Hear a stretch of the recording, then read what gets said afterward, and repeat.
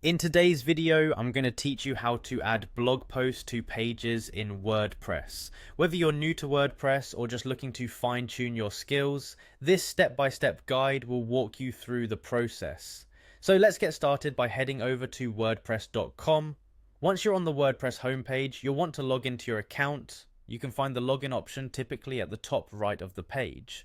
Click on that and it will take you to a new screen where you have several ways to log in. To make this process even more streamlined, you can choose to click Continue with Google. This option simplifies things by linking your Google account directly to WordPress, making the whole sign-in process a breeze. After selecting Continue with Google, you will see a list of your Google accounts. Go ahead and choose the account you'd like to use. This action will direct you to your WordPress dashboard where all the magic happens. From here, let's dive straight into creating a new blog post. If you're navigating your dashboard for the first time, there might be a lot going on, but don't worry, I've got you covered. Look for the Posts section, which is typically located on the left-hand side of your screen. Click on it, and you will find a drop-down with several options, including the ability to add a new post. You'll want to click Add New Post, where you see, and this is where you can let your creativity shine. Now, you've arrived at the post editor. Here, you should see blank spaces ready for you to input your title and the rich content you wish to share.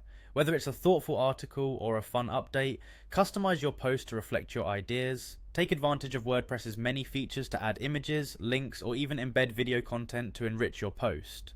After crafting your content, direct your attention to the top right corner of the screen. You'll see a conspicuous Publish button waiting to bring your blog post to life and share it with the world.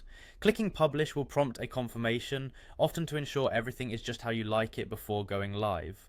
Once confirmed, your content will be instantly published on your site.